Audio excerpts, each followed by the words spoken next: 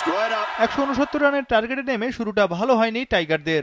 তানজিদ তামিম 1 রানে আউট, তবে সাইফ হাসান ও পারভেজ ইমনের ব্যাটে প্রতিরোধ করে বাংলাদেশ। সাইফ ও ইমন আস্থার সঙ্গে ব্যাট করতে থাকেন। 6 ওভারে বাংলাদেশ তোলে 1 উইকেটে 44 রান, তবে পারভেজ ইমন নিজের ইনিংস বড় করতে পারেননি। পারভেজ ইমন 19 বলে 21 রানে আউট। ক্রমে আস্কিং রান রেট বেড়ে চলে টাইগারদের। এতে ম্যাচে বেশ কোণঠাসা বাংলাদেশ দল। তাওহিদ হৃদয় 10 বলে 7 রানে বিদায় নেন। 10 ওভারে বাংলাদেশ তোলে 3 উইকেটে 65 রান, বাকি 60 বলে দরকার আরও 104 রান। শামীম পাটোয়ারি ও জাকের আলী দ্রুত ফিরে যান প্যাভিলিয়নে।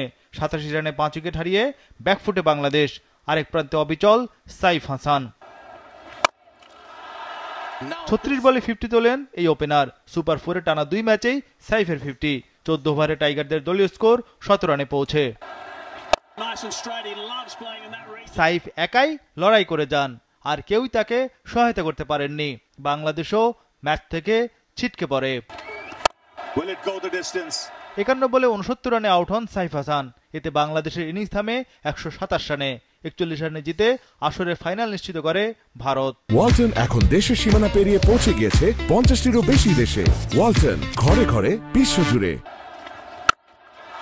এর আগে ভারতের বিপক্ষে ম্যাচের আগেই দুঃসংবাদ পায় টাইগাররা। চোটের কারণে অধিনায়ক লিটন দাস নেই। জাকের আলী ক্যাপ্টেন্সি করেন। একাদশে 4 পরিবর্তন। শুরু থেকেই বড় স্কোরের লক্ষ্যে মারমুখী ব্যাটিং করতে থাকে ভারত। শুভমান গিল ও অভিষেক শর্মা দুজনেই ছিলেন আগ্রাসী। 6 ওভারের সংগ্রহ বিনা উইকেটে 72 রান। টাইগারদের ব্রেক থ্রু এনে দেন রিশাদ হোসেন। শুভমান গিল 19 বলে 29 রানে আউট। শিবম দুবেও দ্রুত বিদায় নেন।